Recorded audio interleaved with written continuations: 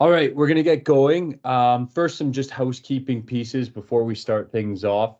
For those of you who might not have used Microsoft Teams before, it's a platform that allows you to have a chat function. I'd prefer if all of the questions and such went into the chat function as opposed to the Q&A. It just helps kind of keep things a bit tidier in a way. Would also love if you have any kind of further comments or anything that's maybe not pertaining to the U7s to 9s, please send us an email, which the contact info will be up at the end of the presentation. But if you want it right now, it's info@calgaryminersoccer.com. Other than that, really, we're in for probably a little over an hour, and I'm more than happy to take any questions that you might have as long as it pertains to the U7s to 9s.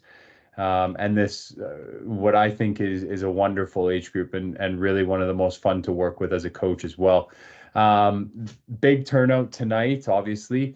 70 odd people here joining us tonight, which is amazing. I'm really grateful for your investment, your curiosity, and your time tonight. So hopefully you find value, and hopefully we can provide some resources and information to help you out through this outdoor 2024 season.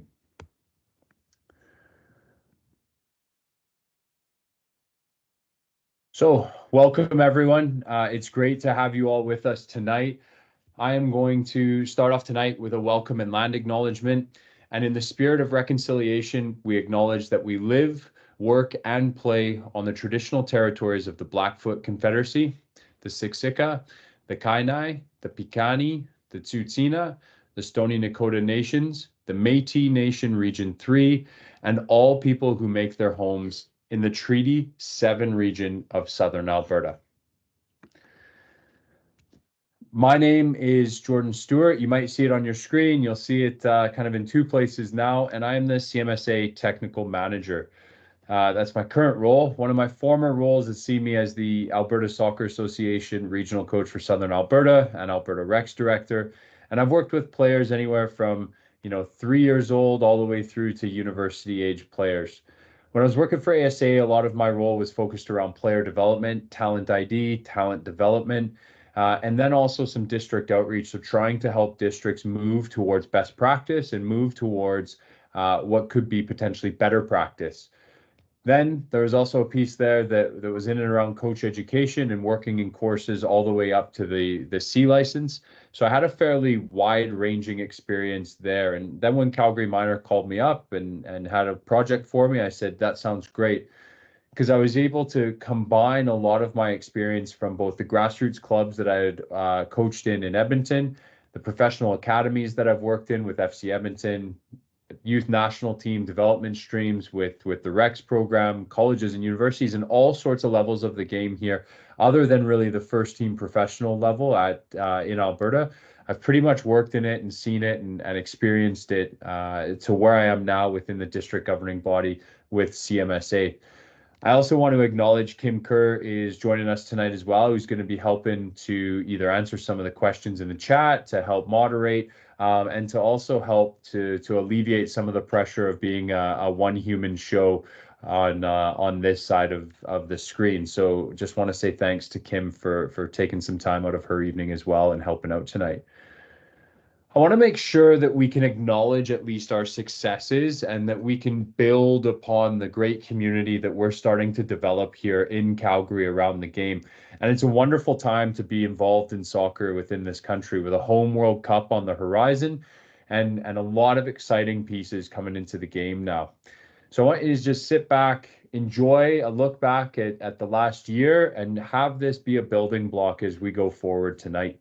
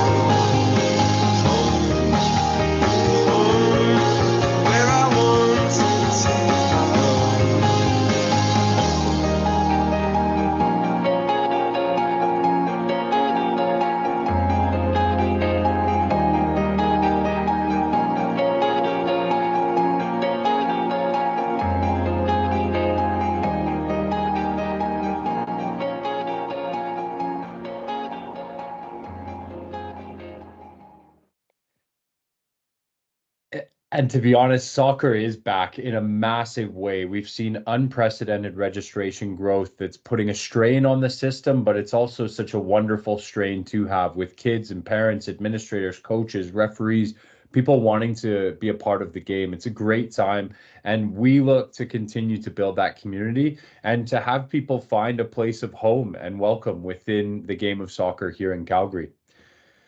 I was going to start tonight with an overview of the new technical plan, but that has been postponed and it's coming soon. The public version hasn't quite been polished up yet, enough to a place where we want to show it and we want to explain it to everyone. So it's coming soon, but it is building off of the previous technical plan that we had written in 2021 to 2023.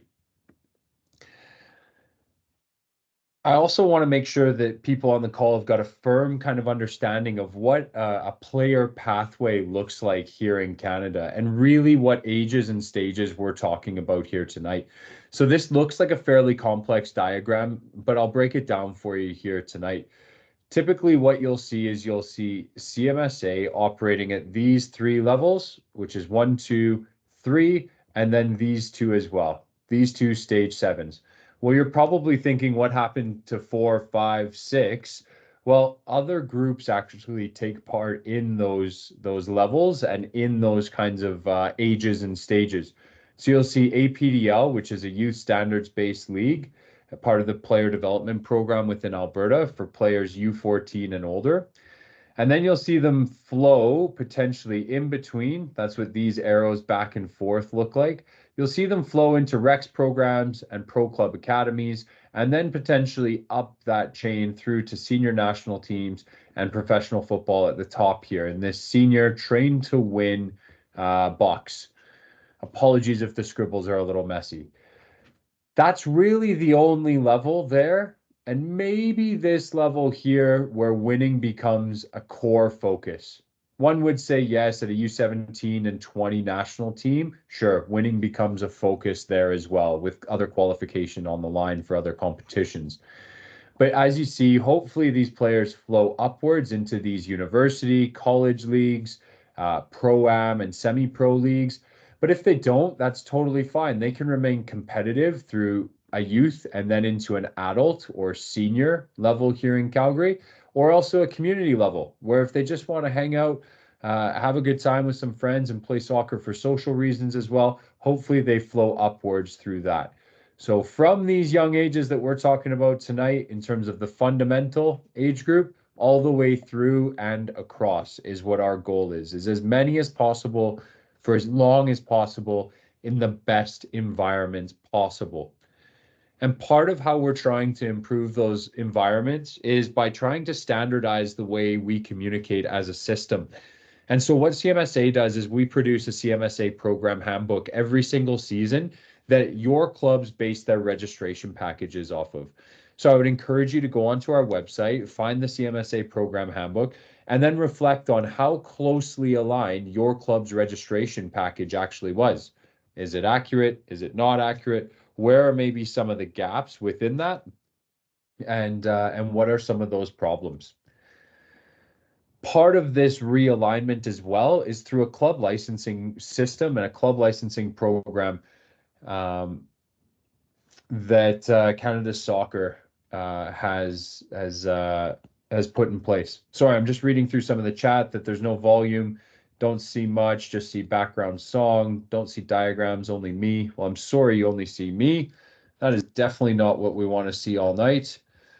Here we go. I'll try and reshare things. There, we should be, says we're sharing. Might have to log in again there if you're having some troubles. If some other people can see and hear fine, a quick thumbs up would be helpful just to make sure that we're still rolling and there hasn't been any technical difficulties with the hamsters that power our internet here sometimes in Calgary. So what the club licensing system has done is it's enabled Canada Soccer to put certain standards around what a club environment looks like and help to make sure that there are basic governance, basic operational, and basic technical standards that clubs must adhere to in order to be a part of the formal soccer system. So at the top of your screen, you'll see our National Youth Club license holders. which are those 7 clubs in Calgary right now. And then all of our other clubs, which we're very proud of, have been certified to an SQS, which is Standards for Quality Soccer. So they have met the 30-odd criteria that they need in order to almost have a stamp of approval to say, yes, this is a good soccer program for your child. What I would encourage you to do is dig into potentially some more of those club licensing levels and maybe what the standards are. And if you want more information about that, it's available on Canada Soccer's website, as well as Alberta Soccer's, and I think even we have some on our website as well. There are 2 levels in between those, so we almost have the top of the sandwich and the bottom of the sandwich, and the goodies in between are MA1 and MA2, but those haven't been launched yet here in Alberta. And part of the shakeout of what SQS did in club licensing was that it put in place some minimum coaching standards. And so we have both a modified Safe Sport roster and a full Safe Sport roster. The modified Safe Sport roster is from U3 to U11. So we're going to talk tonight about the full Safe Sport roster requirement. And some of the changes that have affected things is really around monitoring from governing bodies. So you can't put just one person on every single one of your team's rosters that's completed a course, and that just ticks the box. We are not interested in that anymore. We want a safe, inclusive, and developmentally appropriate environment for these kids to be playing in. All coaches have to have the required training, and that clubs are going to be held accountable to do what's right, not what's easy. And their willingness to adhere to some basic standards will determine their longevity in the game here in Calgary. And so what are some of those minimum coaching standards? This table looks very simple. This table took a long time to produce, oddly enough. And really what it is it's age and stage coaching training requirements, but then also an acknowledgement of where that modified and full Safe Sport roster come into play. So through collaboration with our clubs, it was determined that between U11 and U12 is where that modified and full Safe Sport roster requirement takes place. As you can see below that line, there's a significant amount more training required compared to on top of this red line. We know that a lot of volunteer coaches are still entering the game at the levels that we're talking about tonight. So we want to make it easy for them, but also have some sort of standards in place. And so previously in CMSA, this was the only thing that you had to have across every single level that you were coaching at. Now, within CMSA, you'll see that we've expanded upon that to have the fundamentals theory component, which is this star on your screen, and then a recommendation for doing the practical session as well. We put on practical sessions numerous times a year, and we get some great coach turnout for them as well. Some of those coach education dates are on your screen. As you can see, the April 28th course was fairly well attended. We'd love to see more coaches trying to get some more tools in their toolbox, obviously, and trying to improve themselves. And May 6th, I know the numbers are a little higher than that. I haven't updated it in a few days, but we want to make sure that May 6th goes ahead as well, and that coaches are feeling more comfortable when they step in front of the kids on the training pitch and at match days here this year. I'll do a quick overview of how CMSA makes all of the schedules and maybe why the Grassroots League looks a little bit different this year. I'll get into that later on in the presentation, but I'll give you a quick overview. What we do is we ask for the clubs to put in what we call their team entry. And this happens on April the 2nd. So that's their U10 to U19 teams. They all go in at once. We then bring all of the technical directors in this step 3, literally the next day or day and a half, and we put up all of the leagues on the screen and we say, right, who's in the right league and who's maybe in the wrong league, and then they hold each other accountable to move teams up and down to make sure that they're getting meaningful competition. Then we try and put a back and forth process to make sure that we've captured all of those teams. We put them into preset play dates. Hopefully we get enough fields from the city of Calgary in order to meet those preset play dates. And then both Kim and Rachel build the schedule. And someone on the call is probably thinking, well, yeah, they just plug it into a computer program, hit go. Why does it take so long? Well, it takes so long because of the over 800 teams and almost 5,000 games that they need to schedule and match it up with what fields they have and what dates they can play on, what dates they can't play on. And then they're manipulating all of that by hand sometimes to go who's home and away. Is there an equal balance and what times? And there's about 100 pieces that go into this jigsaw puzzle. So it takes a little bit of time. Then, of course, there's rescheduling that happens with smoke and rain and locusts and tournaments and whatever else. And then they take a quick breather and they do it all again the next season. You will likely see age exempt players. And so it used to be called bio banding in CMSA. It's been changed due to some Alberta Soccer Association insurance concerns that we've renamed it age exemptions. So you might see players who are U10 in the U7 to U9 leagues who chronologically would fit in a U10 league, but maybe biologically, based on how they're growing, or maybe even their soccer age, that the game formats and the environment within the grassroots league is better suited for them as an introduction to the game. It allows for a flexible player placement, and there is a formal CMSA process in there where clubs have got to submit it to CMSA. We approve it for the right reasons, and then the clubs discuss amongst each other who is being bio-banded and for what reasons as well. The expectations around CMSA is that it's not abused, that this is done for developmental or potentially even social reasons, because we've had situations where we've had Ukrainian refugees come over, families that their kids might be in two different age groups, but they can only drive them to one training session, and maybe the older one fits in better with that group. So then they'll both play together within there. So just an awareness for all of you when you go into this season that you might see a couple of older ones here and there. And also a general kind of conduct expectation for everyone, and that we all on this call tonight, and it's a massive turnout, we are the ones who are going to set the standard for what's acceptable and not acceptable. And I leave the image on the screen here about wrestling with a pig because we need to elevate ourselves out of the mud. We need to elevate ourselves out of wrestling with pigs, because when we wrestle with pigs, the only thing that happens is we get covered in you know what, and the pig actually enjoys it. So can we elevate ourselves? Can we build a bright, inclusive, safe, fun, and enjoyable community that these kids and we can all enjoy when we are in and around the field? If you've got some older children in the house as well, you likely will see field marshals around the fields, which are designated by orange armbands.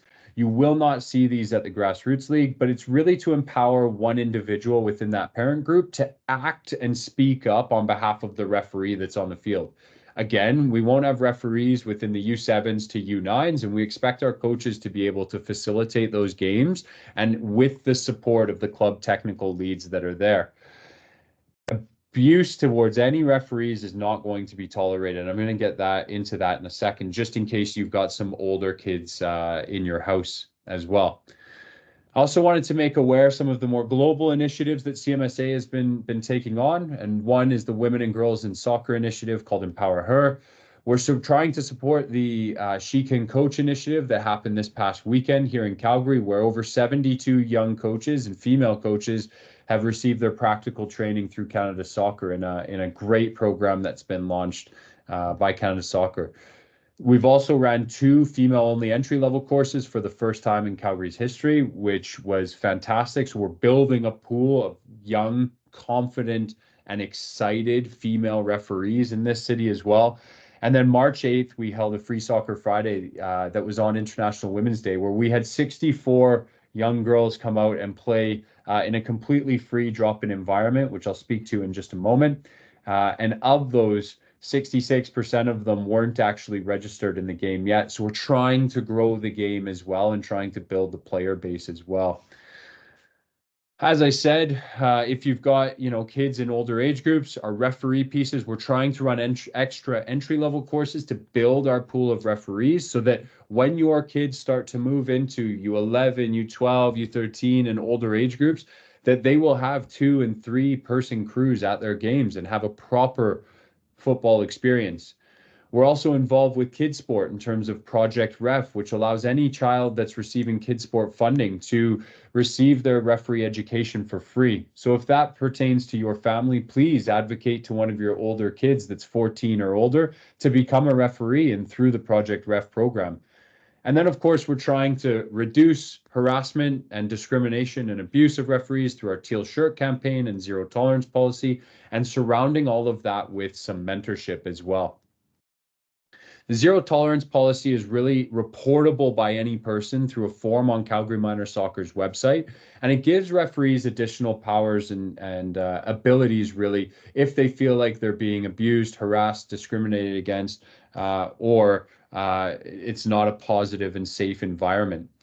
They can take timeouts in matches, or they can fully abandon matches as well, where it's not going to be replayed and no points given. And the key takeaway, and I think this is a global message, even if you don't have referees at the field, is that coaches, we need to just coach the players that are in front of us and support them and give them a phenomenal experience rather than question. Parents, can we cheer rather than abuse and question? And players, can we just play rather than dissent? Again, if you've got some older kids in your house, I'll breeze through this. If referees do not show up to your games, we had a 0.2% percentage of games not picked up by a referee. So a referee didn't assign themselves last outdoor. If it happens, typically it's because the car broke down, the dog's dying, and they're sick or something like that. And we haven't been able to find a backup referee for that game. Ask if there's a parent or sibling that might be a trained referee on your sidelines, but the game still has to get played again in those U10 and older age groups, and maybe the team split up that referee duties throughout the game. A piece that definitely pertains to all of us tonight is the Free Soccer Friday piece that we've launched in collaboration and through the generous support of Service Credit Union. It's a drop-in soccer opportunity that really we want kids to come out and both develop social and life skills, but also develop as players. It's an unstructured environment, meaning you're not going to see a club there running a formal training session with a coach. It's about the kids interacting and starting to pick up games themselves and getting them off of these fantastic life support machines. It's about connecting community as well, where you're going to see kids of all ages and of different clubs and creeds and financial abilities and everything come together in one location to play the game. Some of the dates that are upcoming are May 3rd, this Friday, actually, at the Calgary West Soccer Center. Calgary Soccer Center will be the next week, and then the following Friday after that. So we typically run it the first 3 Fridays of every month. Also want to give everyone a quick awareness about our lightning policy that we follow through Alberta Soccer. And it's really about thunder, not lightning. So when thunder roars, go indoors is the saying. And so if you hear thunder, you will hear the referees stop the game for a minimum of 30 minutes. Every single time a thunder boom happens, that 30-minute clock starts again and again and again. That's different from probably the environment that we all grew up in, where it was about lightning and then counting how far away it was with the seconds until we heard the thunder. But when we hear thunder, we are shutting it down and going indoors. Also, with the air quality health index, if it's at a 7 or higher, games should be delayed or rescheduled. Sometimes you'll see an email come out from Calgary Minor Soccer in advance of this. And other times, if it's hovering in and around that 7, we're encouraging teams to still show up to the field, and the referee on site will be making that call. We know that that sometimes the air quality can fluctuate in different areas of the city. So we want to make sure that if games can go ahead, that they do go ahead. Okay, I'm going to come up for air for a second, review some of the questions in chat, and go from there.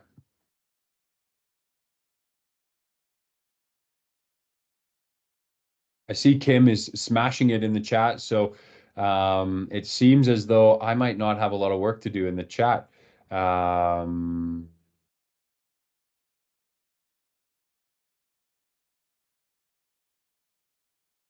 Perfect. Kim, you are unbelievable. I literally have the easiest job in the room tonight, so thank you. Getting into what everyone has come here tonight for. So an awareness as to why this what you're joining, if this is your first time involved in the Grassroots League, probably looks and feels a little bit different than maybe what you expect, what a traditional sporting environment to look like, pardon me. You'll see on your screen a lot of colored bars. What this is the number of players registered in CMSA in those age groups from season to season. So all of those seasons that you see there, we've tried to combine into one bar chart to then get an idea statistically and with some data over what we are actually doing and what needed to be changed when I came into the association 3 years ago. And what we've seen is we've seen rampant growth from the U7s to U9s, crazy growth. But what we didn't see is we didn't see that growth or a similar kind of retention stay between the rest of the age groups. So we know that what we're doing maybe needed to change and what we were doing maybe needed to be improved on.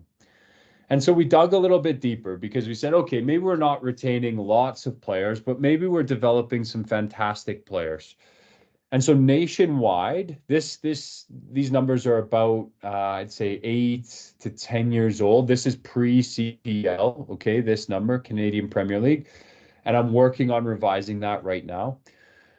But the number of registered youth players was actually 10th in the world. But we in Canada are statistically the worst out of the industrialized like world at developing elite level soccer players. And when I say elite, I'm not talking about youth players. I'm talking about senior, first team pros, or national team players.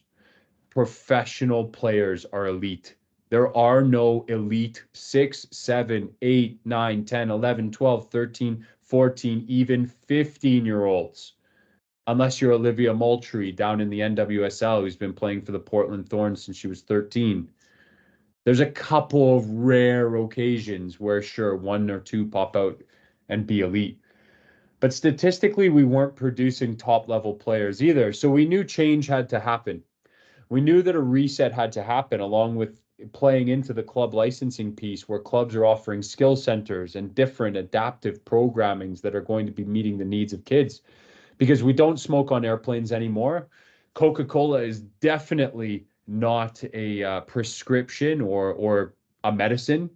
And we wear seatbelts now when we travel.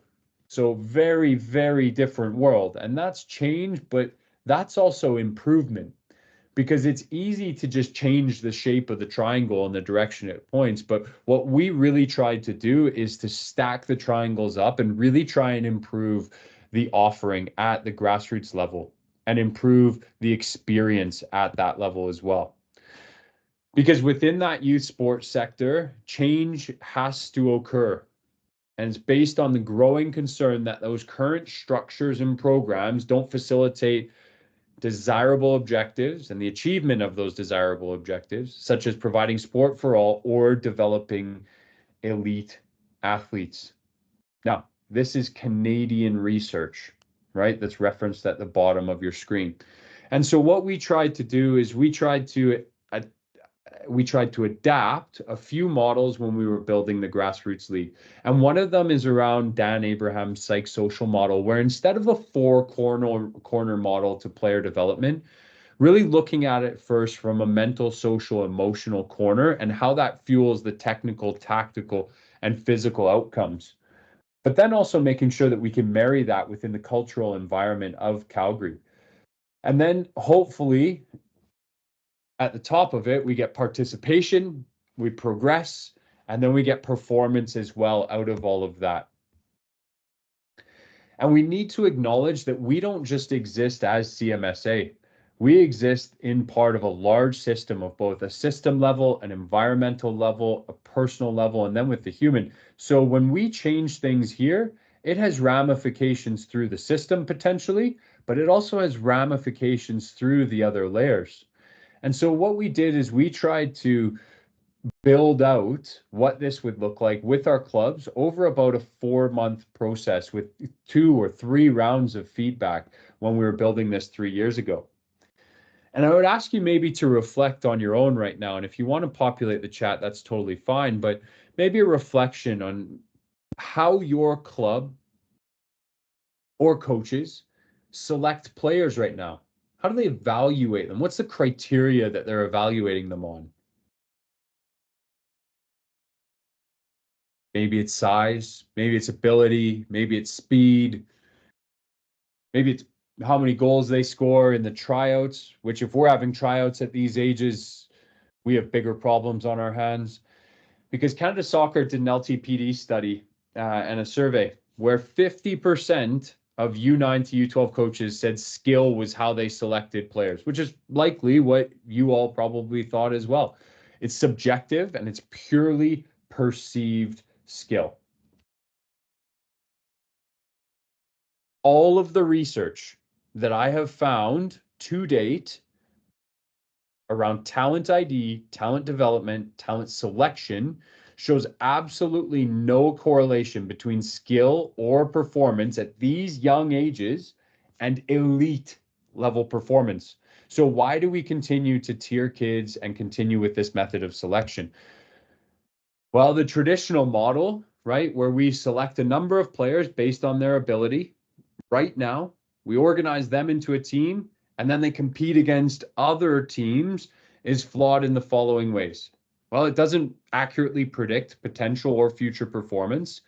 It'll often turn away players who might have high potential, but who might just be new to the game right now compared to their peers.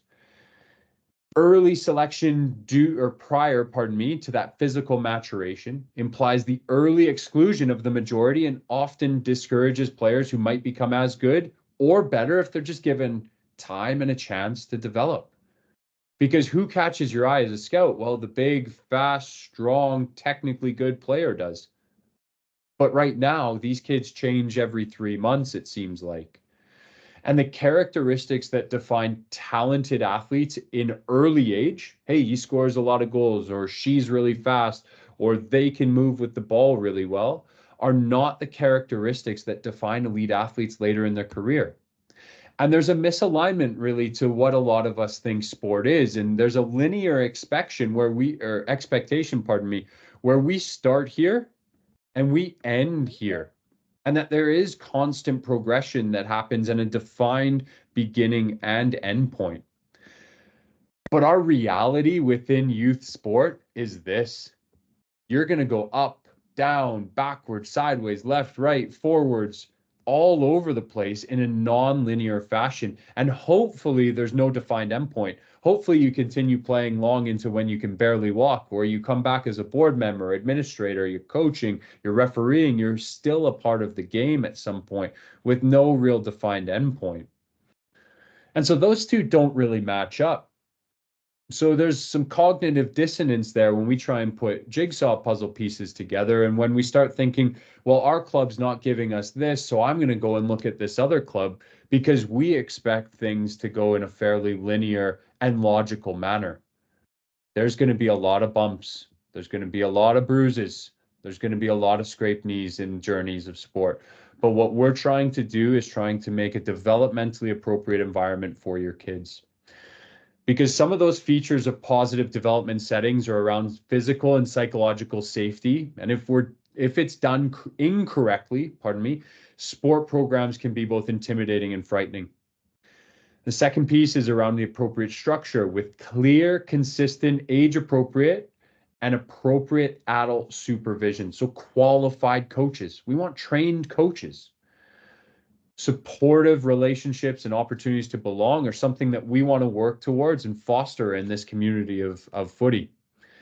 We want positive social norms, so how we believe society should operate, not the typical masculine, aggressive, competitive model of sport, especially at these young age groups.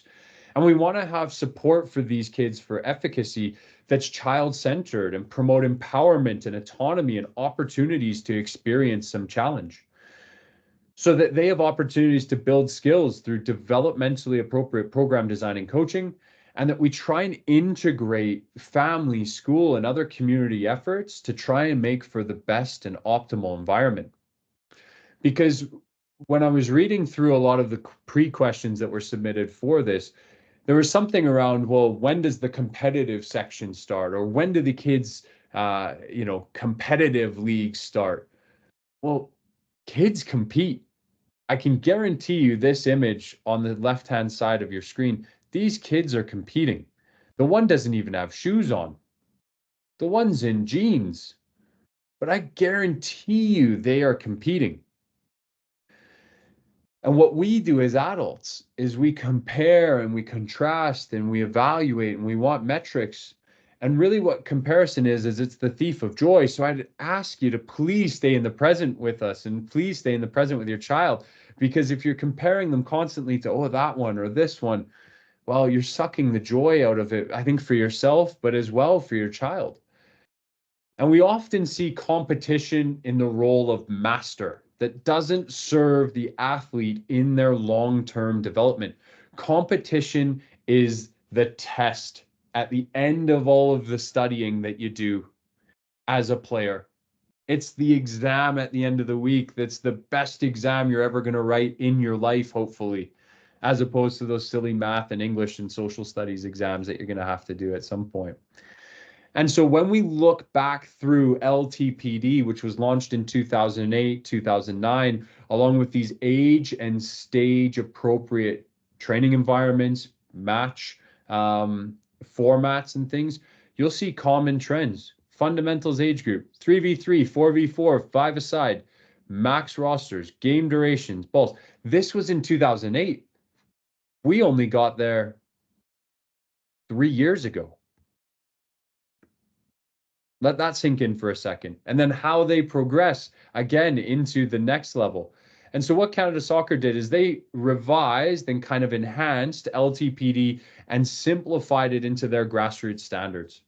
And so the grassroots standards, which this is again available online, I can't make this stuff up, so I'm not lying to anyone tonight, is this for our U7s, our U8s, and U9s. You will see small, very small sided games. You won't see 7v7 for U9s.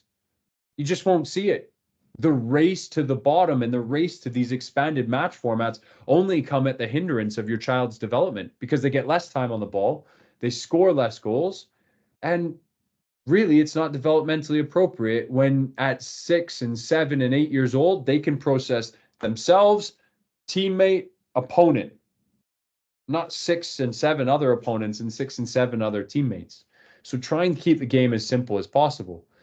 You'll see maximum game durations. If we were to play one solid game, you will see maximum game time per player per day.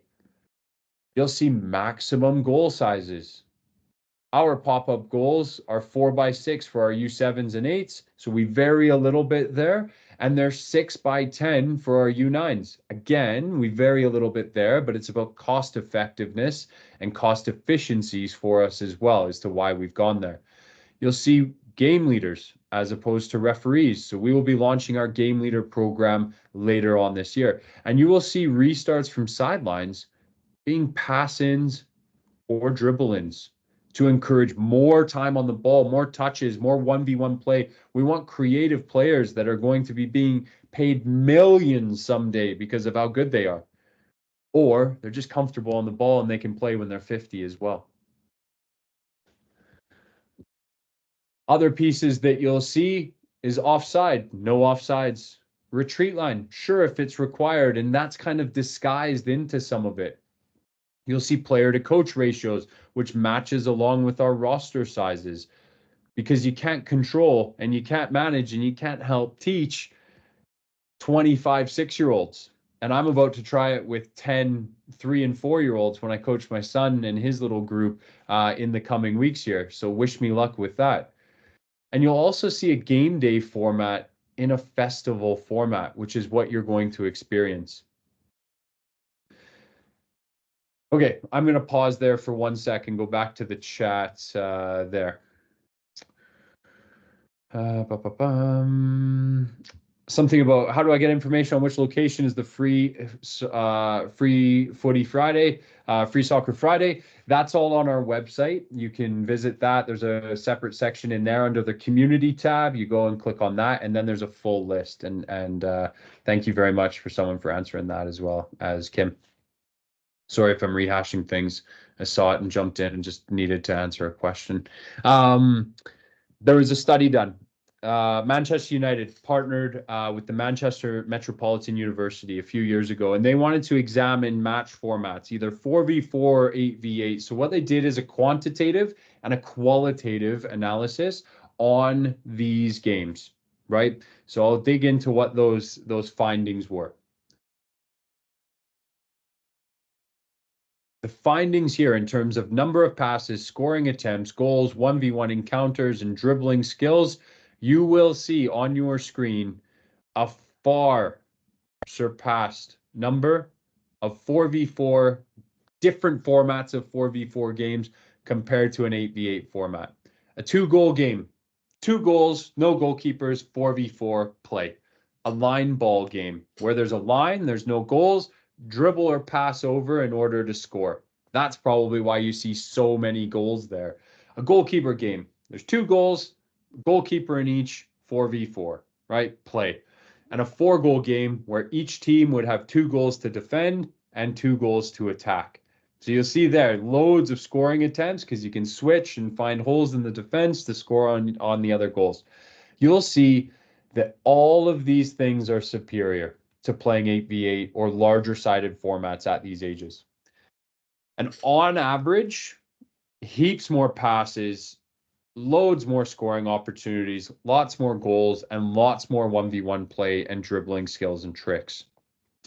The qualitative results were from a survey that they did, and 80% of the positive comments were from club directors, coaches, and administrators. 68% of the positive comments were from parents, and 75% of positive comments were from players. So there's clearly a bit of a disconnect there. Sorry, I'll stay on that for just a second. Where the people who were in charge of the youth development and in charge of how the environment looked, they got it. And I'm not saying that parents don't get it, but what I'm saying is that we want to see our kids play in the game. Well, the game is 11-a-side. The game is a long ways away. And if you want to go play 11-a-side at 8, 9, 10, etc. years old, then no problem. No problem. Go and organize friendlies, get the neighborhood kids together and go and play on that massive field. And hopefully we'll have some really good triathletes in the coming years. No problem. Again, I'm going to just give me 1 second. So what is the Grassroots League? Well, the Grassroots League is really around living local and playing local. We want to try and make the match days as accessible as possible in the quadrants. And now this year we've had to combine the South and the Central for the U9s because we constantly hear the clubs and the coaches and, parents and some players actually as well. Their feedback is around, well, we just play the same club or the same team over and over and over again, or we play within our own club. We want to play the other clubs. Okay, if we want to do that, then we either need more clubs in the South, which our clubs don't want, obviously, or we need to find some other solutions. So we're working on those solutions now. You'll also see open rosters.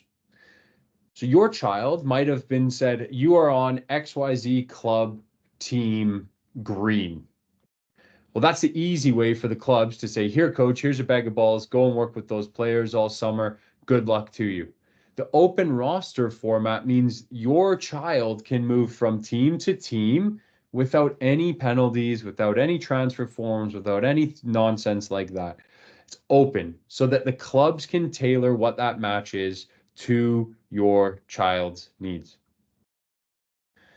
You're going to see small-sided games of 3v3, 4v4, and 5v5 at the 7s, 8s, and 9s. And 80% of parents, 93% of players, and 94% of coaches indicated that playing time was very to extremely important to youth sport participation. So we keep roster sizes deliberately very small. So then your kids play the game that you've paid for at the end of the day. And with this model, these kids get 3.16 times more game time on the field than they did in a previous, more traditional model of Team A versus Team B with 12-player rosters playing 3v3. So we've shrunk the roster sizes. We've given them a match format that works for them. And we're really, really trying to keep them on the field for as long as they possibly can so that they can enjoy the game themselves. I'm just looking at a few slides and thinking, do I want to cut those out? There's a lot of questions around this piece, so I'm going to skip to this.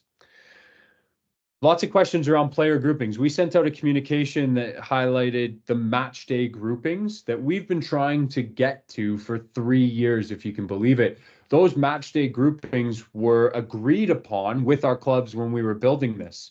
They said, yes, we know that friendships at these ages are super important. So we would love to group players based on friendships. We said, no problem. We came back with them with other things like, what about by height? What about by birth quadrant of the year? What about by ability? What about this? What about that? And they said, friendships and ability. And we said, no problem. You guys have built this. And then for some reason, they have trouble actually implementing this. And part of it is because this is a non-traditional model. This is not, here's your team, here's your group, on you go. It's a flexible model where the groups can change, where players can come in and out, where half the group can go over there and another half get pasted into there. And that we can start to try and tailor the environment, both in their training and in their match day environment, a little bit differently to achieve better outcomes. They also have strategies for lopsided games. So you might see at match day that some teams are winning, losing quite heavily. And not that there's a formal scoreboard and people are keeping track or anything, but you get a sense judging by some body language. And so 4 up, 1 up is one of the strategies where if a group is behind by 4 goals, put another player on the field. Make it slightly easier for you and make it harder for your opponents. So play 3v4 at U7. Play 5v6 at U9. Play 5v7, right? Make it appropriate. If it's that lopsided, mix up the 2 teams. Put some bibs on and just mix up the 2 teams and play. Someone's going to say, well, how do we develop team cohesion and tactics and this and that? If we're just mixing up the players. I'm not saying you have to mix them up all the time. I'm saying if it's miles apart, that we have someone who's brand new to the game at U9 and we have someone who's been kicking a ball around since they can walk and has a very involved family and is the third born that they're trying to catch up to their older siblings. Those are 2 different animals. So having them in the same cage at the zoo poses some problems sometimes. So if we mix them up, that's no problem. It's totally fine. But it's about how we foster that. It's not about developing the team tactics and the team cohesion. It's about developing fundamental movement skills, enjoyment of the game, and a foundation of technical habits that are going to serve them well throughout their football journey. And then at the U9s, if we need to swap the goalkeepers, then swap them. If one's not seeing any shots at all, just swap them. If one's working as a supporting player and is working with their feet a lot and the other one isn't, just swap them on the day. And this is part of the responsibility that coaches have within this.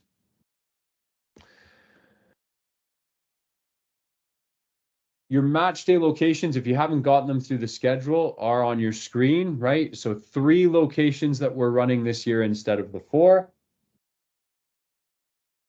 We're trying to mix things in. We're trying to have good variety. We're trying to listen to feedback as well from the members, from both the clubs and the surveys that we run. The locations of each of those are on your screen as well. Dalhousie Community Association up in the Northwest again. Our Lady of Fatima in the Northeast due to Genesis field closure, so we have to move it just down the street. And then the Flames Community Arena, so across the road from Bishop Carroll, where we were last year. We're excited about Flames Community Arena and Our Lady of Fatima. We ran the first edition of this in Our Lady of Fatima as well, so a familiar site for us. I'm not going to rip through all of these pieces on your screen, but this is all defined within what we've built called the Grassroots League Guidebook. This guidebook lives on our website. It's a solid, I think, almost 40 pages long, that gets revised. And of course, sometimes when you're going from season to season, as things changes, sometimes you miss a couple of pieces. But essentially the role of the club is around enter the teams, create your match day rosters, have a technical lead on site, and organize the players in their match day groups. Then modify the groups on match day, because that open roster allows you to go, wait a minute, those two players over there aren't really getting what they need out of that game. Let's put them over there. Or, poof, those two groups should be swapped. Let's swap those two groups. Let's call timeout, swap the groups, done, and get a good match going, right? Those activities are what demonstrate commitment to providing development-oriented match day experience. And clubs are beginning to collaborate on this and put the development of the kids first. They also need to communicate to you as parents for changes on the match day and ensure that they've got the necessary coaches for the mini matches that we run. And then also monitor their coaches' behaviors. So we want good coaches that are positive, that are demonstrating good social norms and making a psychologically safe environment, modeling positive sports personship. And then working cooperatively with the opposing team's coach to facilitate the game for the children. Facilitate.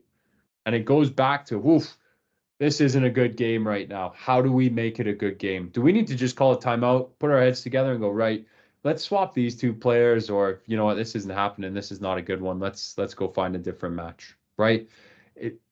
Facilitate. It's about facilitation. And what's the role of CMSA? So prior to the Grassroots League, it's about setting everything up and getting things going, which has been the past week, and it's been very, very busy. Determining where we're going to have the games, book the fields, create the schedules and everything, and actually figure out all of the logistics and communicate with the clubs. When you arrive for your match day, it's important that you go to the designated club meeting area. So find your club and your club's technical lead on the day. Very important. We've deliberately not said this team and this team go play on field 3. Because when we did that, the clubs were scrambling all over the place. CMSA was constantly trying to fill in holes. Games were starting late. So rather, we would ask you to show up a little early. And I know how difficult it is. I've got 2 very young kids in my house, so I know how hard it is to get somewhere early. Show up and communicate through your club technical lead. Even if you are a coach, go to your club technical lead first. Do not come to CMSA first. Go to your club first. Your club might have predetermined groups where they have rosters. I know some clubs use a whiteboard and they've got player names on it. Others might have it on a sheet of paper. Whatever it is, they will have their predetermined groups. Good. The club technical lead will then come to CMSA and they'll say, hey, one of our groups didn't even bother showing up, or we've only got enough for 3 groups today rather than 5, which we registered. And we'll say, okay, no problem. Go to field 1, 2, and 3. The next club will come up and we'll say, go to field 1, 2, 3, and 4 if they had groups. So now we're able to keep clubs closer together and they're not spread out over a big area where that movement of players or groups can't happen at all. We're trying to build that club culture and connection and proximity at the match day through this. And then we will look to help as CMSA to coordinate the logistics from there in terms of rotating to the next match. So we might just say, hey, club XYZ, you're all going to rotate down one. And then the next club pops in and away they go. Right? So you'll get a variety, hopefully a variety, and you should be getting a variety of competition on the day as well. Then it's up to the club technical leads to move players and games as they need, rotate around for the next match, and then enjoy the rest of your Saturday. As I said, on the match day, we're in charge of logistics and timing of matches. We're trying to eliminate any of those TBAs or the opponent to be determined kind of blocks with this new field allocation system where we show up, we know how many groups we have, and then we allocate the fields on that and we build it rather than having, well, that group didn't show up over there and that one over there, and then we got to move people from there to there and all over the place. It's going to be a work in progress. This is day one on Saturday, as long as we can kick off and the fields dry out a little bit. This is day one of this new system. Is it going to be perfect? Absolutely not. Do we ask for a little bit of patience? 100%. We will work through it. By day two, it will become incredibly more efficient and better. This I will promise you. We also set up and take down all of the fields and goals. We manage some of the flow of people and aid and direct in their groups to their designated fields, attend to emergencies and activate the emergency action plans. We provide the first aid kits on site. The ball pump will be on site, and away they go. Good. So more detail around what the U7s, 8s, and 9s match formats look like. If dribble or pass into restart, someone's going to say, well, wait a minute, the game's played with throw-ins. Totally. Good physical literacy skill to be able to throw a ball over your head. Good physical literacy skill, and football skill to be able to bring a ball down and play. But at this fundamental and core age group, can we get them more touches on the ball? Can we get them dribbling more? Can we get them striking a ball more? So dribble or pass into restart. You'll have about 20-minute matches on your match day. And the U7s, when you score a goal, run back and touch your goal while the other team gets the ball out of their net and can play. So this is like a retreat line, right? This is not having a formal, you have to be behind here, this kickoff, because all of that stuff takes away a lot of ball rolling time and just inhibits the game. So you score, good, go celebrate in your own goal. The other team can get the ball out and then look to play. Good. There's no scores and no standings. You'll see the U8s look incredibly similar to the U7s, except they have one more person per team on their field. So a 4v4 format, but everything the same as the U7s. The U9s, we add again one more human, and that's in the form of a goalkeeper. So a goalkeeper and 4 players, slightly bigger goal, bigger field, and 2 25-minute matches. Okay. Some of the field maps are on your screen. These aren't perfect, but they give you a sense of what to expect if you're up in the Northwest, okay? So there are times when the community association does not like us parking in some of this parking lot, okay? They have some community events, so sometimes this is not available or encouraged to park in. We'll make sure to communicate that. But there is ample street parking around the neighborhood, and there is still some street parking with the school and in around the tennis courts. What I would say is that please do not block off any residential driveways or the emergency access route that is right here. If you block this off and we need to call an ambulance, there is going to be an enormous problem. Okay? So please be respectful of the community and of your parking. The Flames Community Arena has got enormous parking lots. Good. All around it. The bathrooms are inside the building. And we have 2 11-a-side fields that we will be running. On one side will be the U9s, and on the other side will be the U7s and U8s. CMSA will likely be in and around the playground or in this area here that I'm circling on your screen.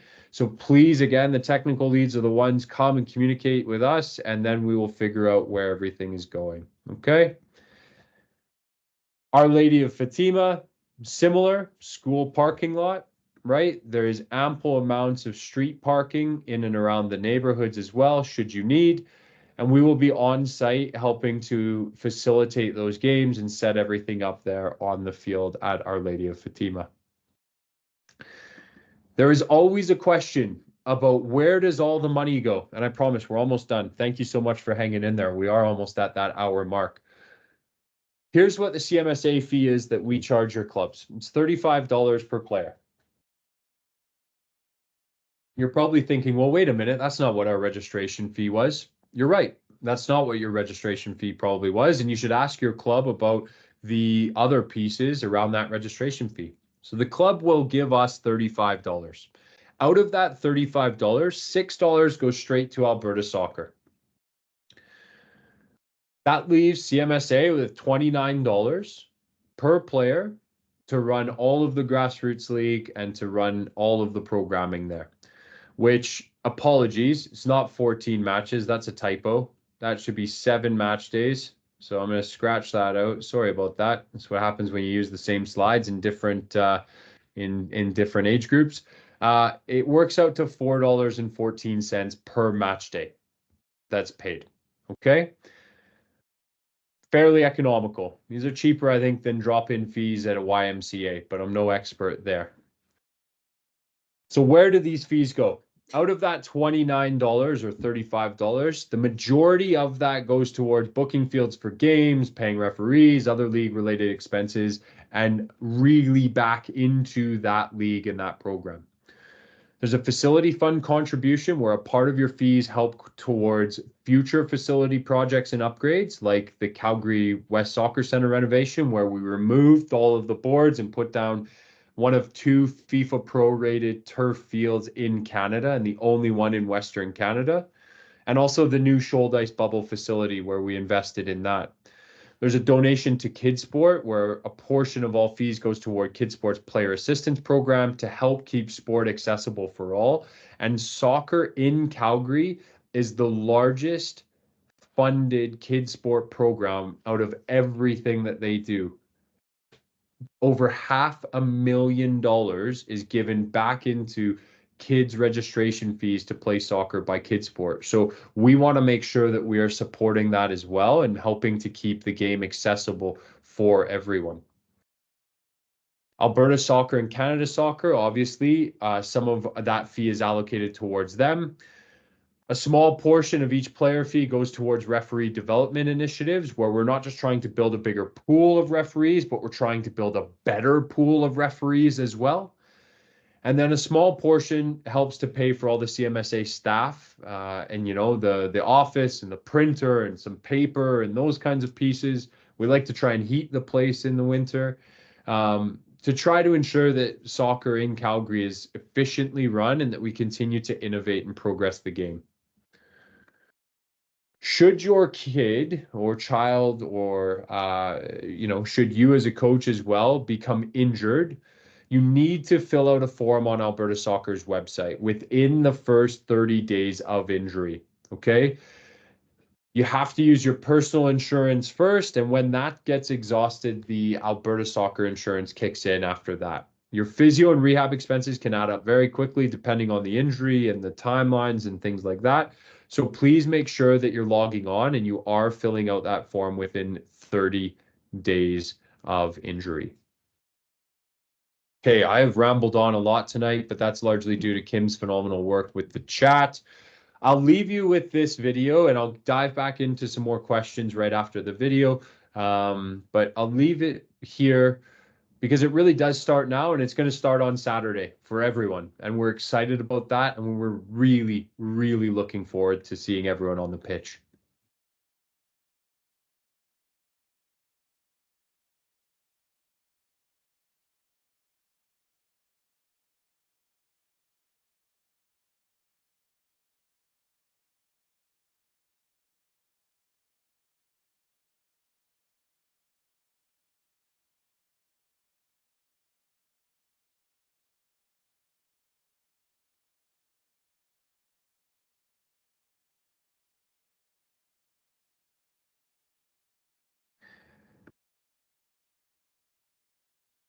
So I just want to end things with a thank you. And like I say, I will jump into the chat and the questions as well.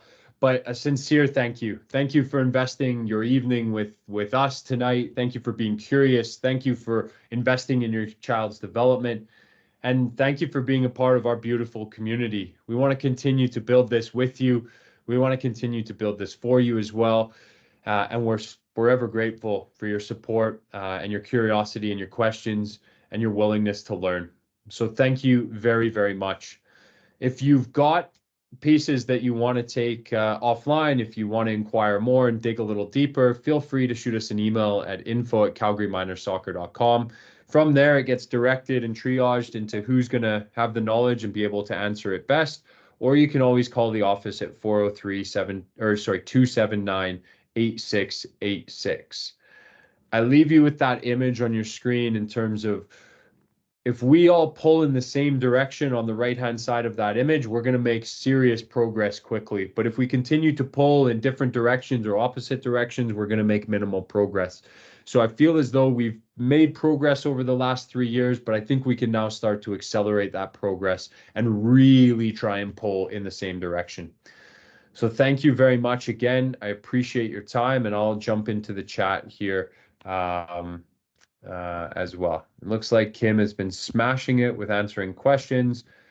Are there rules around the goalkeeper for U9? For example, everyone needs to take their turn or no more than 10% of games kept by one player, coach's discretion. We'd encourage all players to be trying all positions, if you will. So we'd encourage them to sample being a goalkeeper. It's important because as they get older, we get less and less and less goalkeepers. So if there's at least some knowledge around it or interest, that's a good thing. It becomes really difficult when one kid only wants to play in goal. Well, the realities are is the modern and future goalkeeper is going to have to use their feet a lot. They're going to have to play with their feet and build out from the back, and they're going to have to be comfortable in possession. So now is the best time ever. If your child wants to be a goalkeeper or you have one on your team that is dead set on being a goalkeeper, they should play out as well because they're going to have to work on their feet and they're going to have to be competent with their feet. Bum, bum, bum. Sorry, tough to keep it all straight. Can the keeper wear keeper gloves? Yes, of course, no problem. Wear goalkeeper gloves. One thing that I would mention as well within parents kind of sitting around the fields at match day, places like Dalhousie have got a beautiful hill to go and sit up on, and you can get a bird's eye view of the game. We're not at a Lakers game and you don't have courtside tickets. So please, like, back up from the fields a little bit. The fields are tight together as it is. And so when we start to sit right on a sideline and there's coaches right behind you and that kind of piece, it really impacts the game. Leave the field for the players and the coaches. And if you can zoom out a little bit, it's great. Watch from a bit of a distance if you can and enjoy your kid playing the game. I know you want to cheer. I know you want to cheer them on and be excited. And trust me, I'm excited for them as well. But try and zoom out a little bit, right? It's going to allow your child to be able to connect with their coach, connect with their group, connect with their team on the day, and be able to really try to, build that in your absence, rather than them looking over to you all the time for instruction and direction as well, right? I'm trying to Jordan, find can you some more. talk about the size of the U7, 8, 9 fields? Oof, of course. Of course, I will scroll back here. There you go. So apologies. I'm going to try and erase all the ink there. And what you will get is you will see fields 18 wide by, sorry, I'm just doing the quick math. I think it's by 25 long. So it's not the biggest we can possibly make it, but if I can draw on your screen, imagine we have a U9 field that runs like that. Well, what we do is we then chop it in half for the two U7 and 8 groups. So the 7s and 8s play this way across the field, right? Because they're very similar if you can see the dimensions. And then the U9s would play this way on those fields. Okay, so that's the field size in alignment with Canada Soccer's grassroots standards, or as close as we can humanly get to those. And we try and make them bigger or as big as possible. And my stilts of legs are the ones that usually go out and pace all the fields and mark them.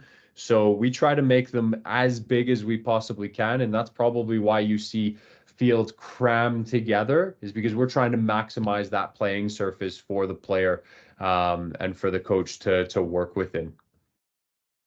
So great question. Thanks, Kim, for bringing that one up to me.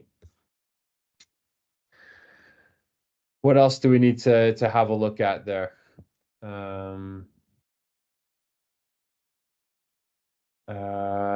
Players don't want to try goal, leaving one or two players who don't mind doing it, and then they're stuck doing it all the time. Well, I mean, at the end of the day, the players have a choice in their environment, and I think they have some autonomy, and I think they should be empowered. And I think if kids don't want to play in goal because maybe they're afraid of the ball, because maybe they just don't like it, because they want to score lots of goals, well, that's okay. Like that's okay. There's no mandatory piece saying everyone has to take a turn. I think that, you need to find that balance within your own group as a coach. And I think that different clubs are going to have different kind of requirements and philosophies there. And it's not really our place to say every child must play in goal because they need to have a say in that. Uh, Quite concerned about the parking at the Flames location as well, 300 plus for only the U8s, but there are other great ages there as well. Are they at the same time? I will put it this way: we ran 13 mini fields, so 13 U7 and 8 fields and 11 U9 fields all at once last year at Bishop Carroll, and didn't have parking concerns there. The Flames Community Arena actually has, I think it's 43 more parking spots than Bishop Carroll does, from last we checked. And so um, we're not, I don't want to say we're not worried about parking. What I would say is that parking is sometimes always an issue. There's ample neighborhood parking as well in and around that area. But we're confident that kind of the volumes that we've tried to schedule together, that parking should hopefully be alleviated. Now, I'm not saying show up 3 minutes before kickoff and expect to get front row parking. So there definitely is an awareness there.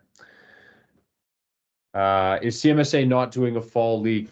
CMSA this year has chosen to, and not just CMSA chosen, we've discussed this with our clubs at length in terms of the fall portion of the Grassroots League. And where the clubs have fallen and where we have seen is that we had about a 30% re-registration rate from this summer to the fall. And so we went from 3 or 4 locations to 1 location, and that the clubs said, you know what, we're going to do our own kind of in-house programming through that fall kind of period. And we said, no problem, like do that, and that's totally fine. So you're club to club dependent, depending on what they're doing within the fall. But we are not necessarily organizing anything formal within the fall for the U7s and U8s for sure. Are there any tournaments?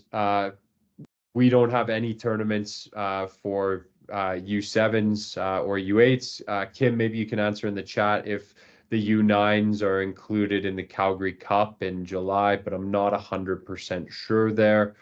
When I go back even to the grassroots standards and when I go into the second page of them, apologies, I'll erase all of that ugly ink there. Is it on this one or is it in the other one? Might be in the other one. Sorry, give me one moment. It says something about memorable events, number of memorable events, right? Those are really like tournaments. And when we say tournaments, it's not traveling to Seattle. It's not traveling to England for a tournament with 8-year-olds. It's like, hey, yeah, maybe 2 events or 2 tournaments per year, right? Maybe not per season is the recommended for those U9s. So no, not really too many tournaments. And I mean, different philosophies are around this province still in terms of that piece. Something around 14 players in U8. Do we get 3 4v4 games and 2 subs? Yeah, that's dependent, as Kim's answered, on the number of groups that your club's entered. Okotoks tournament usually has U9s, not many options for U9. Yeah, a lot of, I would say, how do I phrase it correctly? Tournaments are a highly competitive, highly charged environment, and at a grassroots level, or really a purely grassroots level, like FIFA defined grassroots as 13 and lower, but as a like entry level of the game here in Canada and in Alberta, the whole tournament piece in a super competitive, highly charged environment where there's winners and losers, flies directly in the face of any sort of long-term player development principles and what's advocated for there. So, yeah, I mean, I'm sure there are some. You can imagine why they exist. But we don't run a formal and structured tournament for U7s, U8s, U9s. We just don't do that.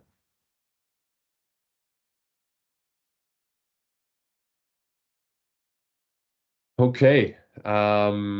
Jordan, I think one Yep. last comment is someone asked at the very beginning about weather and rescheduling the days if they do get rained out, like maybe this weekend Mm, if there's snow. I did say that we would work our best to try to get another Saturday, but we do only have our actual field permits with the cities for these larger locations for Saturdays on these seven specific weekends. yeah. Yeah. And I think the reality is there, and Kim and Rachel will know it way more than I ever will. But if we are to reschedule into at the end of the day, it would be into July, or potentially moving some of these match days into the fall. Um, we would have to work with the clubs and use their club permits in order to reschedule those games. Like, we don't actually hold the, I guess, ownership rights or the permit for that field for anything other than these 7 days right now. So we would have to do some negotiating and some pleading for sure. In the 3 years that this has ran, I think we've only canceled 2 match days in the full 3 years. We've gotten unbelievably lucky on Saturdays with the weather. Um, so this year, I mean, obviously, if you look out your window, we might be in a bit of a different situation with the snow on the ground. We're hoping that Friday, with 10 and 11-degree weather, that a lot of this vacates and that it can dry out a little bit. But we will communicate via email, via social media, and we will work tirelessly, pardon me, with the clubs to make sure that they're communicating as well through TeamSnap and whatever methods that they use to inform parents as early as we possibly can. So that might look like literally me waking up at 5 a.m. on a Saturday and going to a pitch and thinking, you know, is this thing going to survive if there's 500 kids running around on it today? And making a call at 6 a.m. So that's the kind of, we want to hold out until the very last moment if possible, because we want these kids to have the best chance at playing. So please check your TeamSnap. Please check your emails, before you start your car or before you get on your bike to ride to the location, because things do shift and change. But great question there.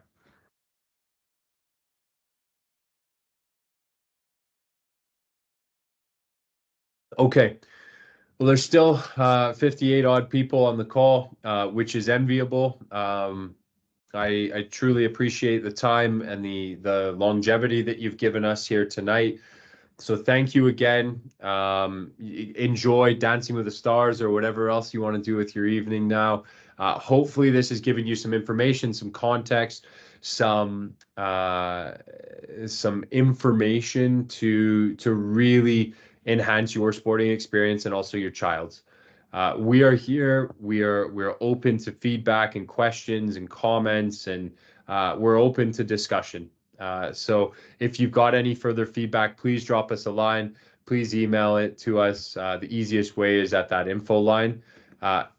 Please be patient. If you are, this is the busiest time of year. Literally, April is the busiest time and the busiest month in the soccer system. So be patient. We will get back to you. And if we don't, please just give us a nudge. Hey, remember me, remember the email. So thank you all for tonight. I hope you've enjoyed it. I hope you've taken something away, and I hope you enjoy the rest of your evening. So again, thanks so much on behalf of CMSA, on behalf of your clubs, and on behalf of your coaches. They are lucky to have you as such engaged parents. So thank you very much. And we hope to see you on the pitch on Saturday. And again, please bear with us and be patient. Day one is always a challenge. So thank you and good night, everyone.